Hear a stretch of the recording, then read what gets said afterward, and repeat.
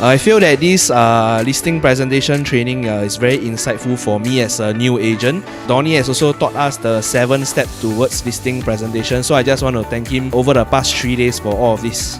So Donnie, as a trainer, he has a lot of experience under his belt, and he taught us a lot of tips and tricks to overcome objections, which was one of my biggest fears entering this industry.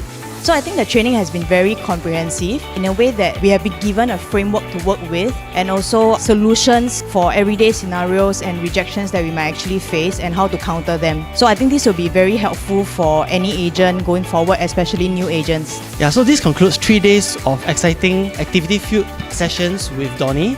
I've actually learned to be more confident as well as to be able to have structure on what to do. And I am actually very confident to meet clients to make sure that they give me the exclusive.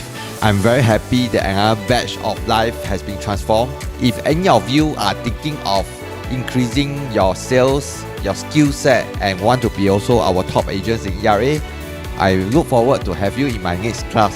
See you then.